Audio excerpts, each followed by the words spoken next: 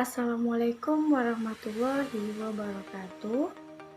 Halo adik-adik semua, apa kabarnya? Semoga adik-adik semua dalam keadaan sehat ya. Nah, sebelumnya perkenalkan nama kakak Adinda Mustika dengan NIM 1905 11 11 97. Nah, hari ini kita akan membahas materi tentang pendekatan keterampilan proses. Sebelumnya, kita akan membahas apa-apa saja dalam pendekatan keterampilan proses itu. Yuk, simak pembahasannya.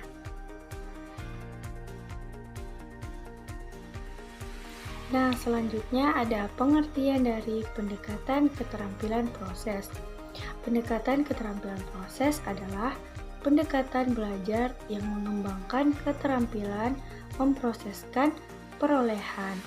Anak akan mampu menemukan dan mengembangkan sendiri fakta dan konsep, menekankan pada proses belajar, aktivitas, dan kreativitas peserta didik dalam memperoleh pengetahuan, keterampilan, nilai, dan sikap, serta menerapkan dalam kehidupan sehari-hari. Selain itu, menumbuhkan dan mengembangkan sikap dan nilai yang diharapkan. Selanjutnya ada tujuan pendekatan proses. Di dalam pembahasan ini ada 6 melatih keterampilan proses IPA. Yang pertama, meningkatkan motivasi hasil belajar siswa. Yang kedua, menuntaskan hasil belajar siswa secara serentak meliputi keterampilan produk, proses, dan keterampilan kinerjanya. Yang ketiga, menemukan dan membangun sendiri konsepsi serta dapat mendefinisikan secara benar untuk mencegah terjadinya miskonsepsi. Yang keempat, untuk lebih memperdalam konsep pengertian dan fakta yang dipelajari. Yang kelima, mengembangkan pengetahuan teori atau konsep dengan kenyataan dalam kehidupan bermasyarakat. Yang keenam, melatih keterampilan dan berpikir logis dalam memecahkan berbagai masalah dalam kehidupan. Selanjutnya ada langkah-langkah pendekatan keterampilan proses. Yang pertama ada pendahuluan atau pemanasan. Pada bagian pendahuluan ini, guru membuat pengulasan atau pengumpulan bahan yang pernah dialami peserta didik yang ada hubungannya dengan bahan yang akan diajarkan.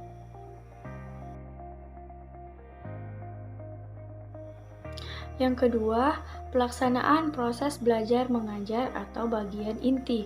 Pada tahap ini, guru menjelaskan bahan pelajaran yang diikuti peragaan, demonstrasi, gambar, model bagan yang sesuai dengan keperluan. Guru merumuskan hasil pengamatan dengan merinci, mengelompokkan, atau mengklasifikasikan materi pembelajaran yang diserap dari kegiatan pengamatan terhadap bahan pelajaran. Selanjutnya ada prinsip-prinsip penerapan pendekatan keterampilan proses. Ada 10 prinsip yang harus dipahami dalam menerapkan pendekatan keterampilan proses. Yang pertama yaitu kemampuan mengamati. Yang kedua, kemampuan menghitung. Yang ketiga, kemampuan mengukur. Yang keempat, kemampuan mengklasifikasikan. Yang kelima, kemampuan menemukan hubungan.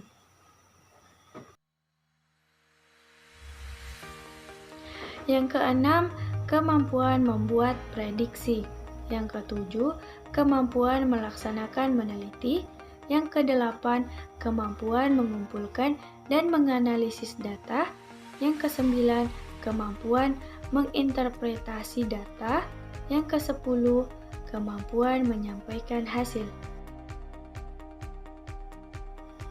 Selanjutnya ada keunggulan dan kelemahan pendekatan keterampilan proses. Keunggulan pendekatan keterampilan proses, yang pertama, siswa terlibat langsung dengan objek yang sedang dipelajari, sehingga mempermudah pemahaman siswa terhadap materi pembelajaran. Yang kedua, siswa menemukan sendiri konsep-konsep yang dipelajari, melatih siswa untuk berpikir lebih kritis. Yang ketiga, melatih siswa untuk bertanya dan terlibat lebih aktif dalam pembelajaran. Yang keempat, mendorong siswa untuk menemukan konsep-konsep baru. Yang kelima, memberi kesempatan kepada siswa untuk belajar menggunakan metode ilmiah. Selanjutnya, kelemahan pendekatan keterampilan proses. Yang pertama, memerlukan banyak waktu sehingga sulit untuk dapat menyelesaikan bahan pengajaran yang ditetapkan dalam kurikulum. Yang kedua, memiliki fasilitas yang cukup baik dan lengkap sehingga tidak semua sekolah dapat menyediakan. Selanjutnya ada komponen keterampilan proses. Yang pertama ada pengamatan. Pengamatan merupakan salah satu keterampilan proses dasar. Keterampilan pengamatan menggunakan 5 indera, yaitu penglihatan, pembau, peraba, pengecap, dan pendengar. Apabila peserta didik mendapatkan kemampuan melakukan pengamatan dengan menggunakan beberapa indera, maka kesadaran dan kepekaan mereka terhadap segala hal sekitarnya akan berkembang. Pengamatan yang dilakukan hanya menggunakan indera disebut pengamatan kualitatif, sedangkan pengamatan yang dilakukan dengan menggunakan alat ukur disebut pengamatan kuantitatif. Yang kedua ada klasifikasi. Klasifikasi adalah proses yang digunakan ilmuwan untuk mengadakan penyusunan atau pengelompokan atas objek-objek atau kejadian-kejadian. Keterampilan klasifikasi dapat dikuasai bila peserta didik telah dapat melakukan 2 keterampilan berikut ini. Yang pertama, mengidentifikasi dan memberi nama sifat-sifat yang dapat diamati dari sekelompok objek yang dapat digunakan sebagai dasar untuk mengklasifikasi. Yang kedua, menyusun klasifikasi dalam tingkat-tingkat tertentu sesuai dengan sifat-sifat objek. Klasifikasi berguna untuk melatih peserta didik menunjukkan kesamaan perbedaan dan hubungan timbal baliknya.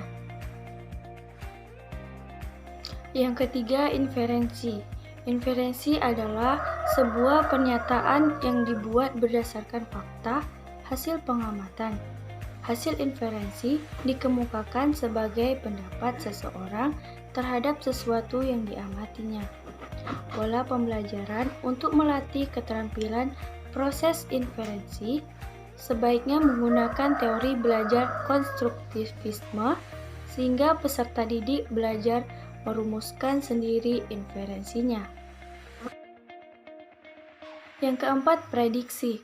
Prediksi adalah ramalan tentang kejadian yang dapat diamati di waktu yang akan datang. Prediksi didasarkan pada observasi yang cermat dan inferensi tentang hubungan antara beberapa kejadian yang telah diobservasi.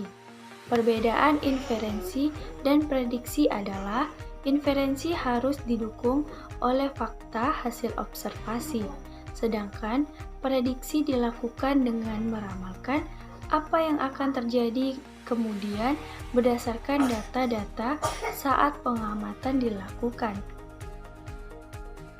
Yang kelima ada komunikasi. Komunikasi di dalam keterampilan proses berarti menyampaikan pendapat hasil keterampilan proses lainnya, baik secara lisan maupun tulisan. Dalam tulisan bisa berbentuk rangkuman, grafik, tabel, gambar, poster, dan sebagainya. Keterampilan berkomunikasi ini sebaiknya selalu dicoba di kelas agar peserta didik terbiasa mengemukakan pendapat dan berani tampil di depan umum. Yang keenam ada identifikasi variabel. Variabel adalah satuan besaran kualitatif atau kuantitatif yang dapat bervariasi atau berubah pada suatu situasi tertentu. Besaran kualitatif adalah besaran yang tidak dinyatakan dalam satuan pengukuran baku tertentu. Besaran kuantitatif adalah besaran yang dinyatakan dalam satuan pengukuran baku tertentu, misalnya volume diukur dalam liter dan suhu diukur dalam Celcius. Yang ketujuh ada definisi variabel secara operasional. Mendefinisikan secara operasional suatu variabel berarti menetapkan bagaimana suatu variabel itu diukur. Definisi operasional variabel adalah definisi yang menguraikan bagaimana mengukur suatu variabel. Definisi ini harus menyatakan tindakan apa yang akan dilakukan dan pengamatan apa yang akan dicatat dari suatu eksperimen. Keterampilan ini merupakan komponen keterampilan proses yang paling sulit dilatih, karena itu harus sering diulang-ulang. Yang kedelapan ada hipotesis. Hipotesis biasanya dibuat pada suatu perencanaan penelitian yang merupakan pekerjaan tentang pengaruh yang akan terjadi dari variabel manipulasi terdapat variabel respon. Yang kesembilan ada interpretasi data. Keterampilan interpretasi data biasanya diawali dengan pengumpulan data, analisis data, dan mendeskripsikan data. Mendeskripsikan data artinya menyajikan data dalam bentuk yang mudah dipahami, misalnya bentuk tabel, grafik, dengan angka-angka yang sudah dirata-ratakan. Yang ke-10 ada eksperimen. Eksperimen dapat didefinisikan sebagai kegiatan terinci yang direncanakan untuk menghasilkan data untuk menjawab suatu masalah atau menguji suatu hipotesis. Selanjutnya, mari kita lihat video penelitian terhadap tumbuhan putri malu. Yuk simak video berikut ini. Assalamualaikum warahmatullahi wabarakatuh. Hai adik-adik semua. Pada hari ini kita akan melakukan eksperimen atau penelitian terhadap tumbuhan putri malu. Yuk simak pembahasannya. Apabila kita mendengar kata putri, terbayang dalam benak kita adalah seorang perempuan cantik hidup di sebuah kerajaan nan megah. Nah, putri yang satu ini tidak hidup di negeri dongeng atau negeri kayangan. Putri ini sering kita temui di mana saja, seperti di pinggir jalan, tanah-tanah pertanian, dan area limbah. Putri ini bernama Putri Pudika. Lalu, siapakah gerangan sosok Putri Pudika yang misterius ini? Pudika berasal dari nama Latin yang berarti malu atau mencium. Jadi, Putri Pudika dapat diartikan sebagai putri malu. Putri malu atau Mimosa pudica adalah flora berduri yang memiliki ciri khas terdapat pada daunnya, di mana jika disentuh daunnya akan segera menutup atau menciut, seolah-olah sedang malu-malu, dan dalam beberapa saat akan membuka atau bangun kembali. Tanaman ini juga menguncup saat matahari terbenam dan mereka kembali setelah matahari terbit. Meski tanaman ini memiliki keunikan khas, namun putri malu termasuk jenis tanaman parasit atau gurma karena memiliki duri yang mengganggu. Tanaman berduri ini termasuk dalam tanaman berbiji tertutup atau Angiospermae dan terdapat pada kelompok tumbuhan berkeping dua atau dikotyl. Adapun ciri-ciri dari tumbuhan putri malu yaitu daunnya kecil-kecil tersusun majemuk, berbentuk lonjong dengan ujung lancip, warnanya hijau, ada yang kemerah-merahan. menyirip dan bertepi rata. Putri Malu memiliki letak daun yang berhadapan serta termasuk dalam suku polong-polongan. Bila daunnya disentuh akan menutup atau sensitif.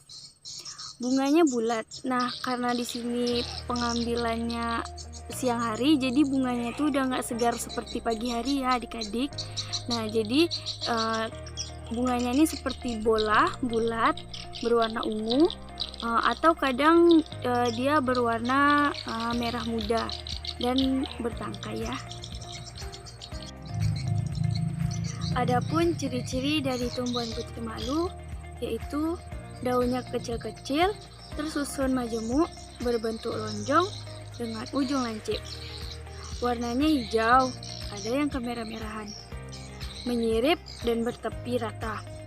Putri Malu memiliki letak daun yang berhadapan serta termasuk dalam suku polong-polongan. Bila daunnya disentuh akan menutup atau sensitif. Bunganya bulat. Nah, di sini karena kita pengambilannya siang hari, jadi bunganya itu sedikit layu. Kalau di pagi hari kemungkinan bunganya ini akan berwarna pink merah muda. Seperti bola ya. Di sini dia berwarna ungu. Nah, jadi kadang-kadang juga terlihat merah muda dan bertangkai. Gerakan unik di mana Putri Malu menutup daunnya pada saat disentuh disebut dengan seismonati. Gerakan ini dipengaruhi oleh rangsangan sentuhan atau tikmonasti. Gerakan tikmonasti pada daun Putri Malu ini akan cepat menutup, tidak peduli dari mana datangnya arah rangsangan.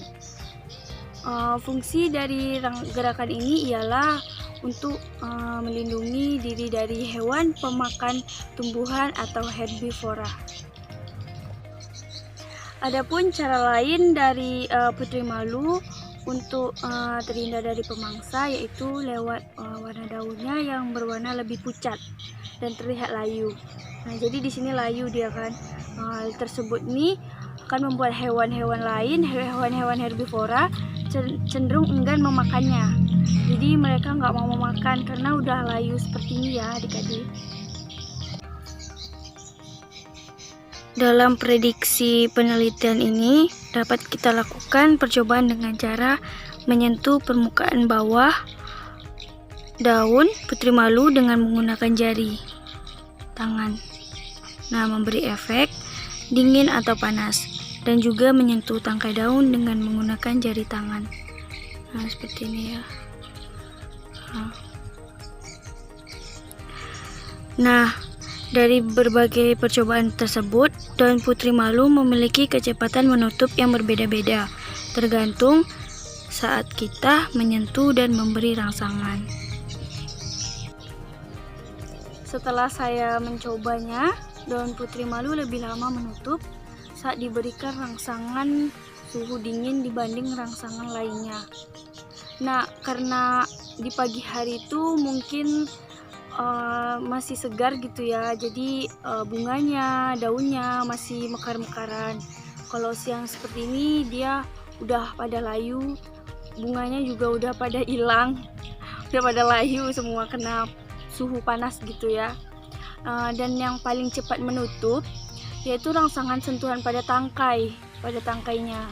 Kalau pada daunnya dia agak melambat dia, kalau di tangkai dia agak cepat dia ya.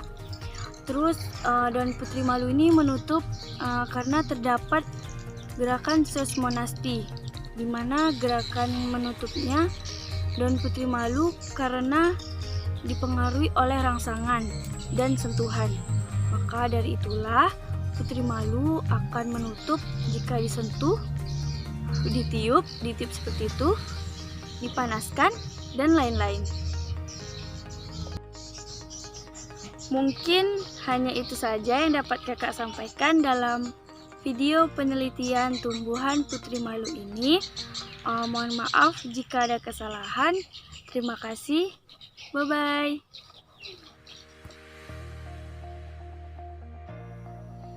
Cukup sekian video pembelajaran kita tentang pendekatan keterampilan proses.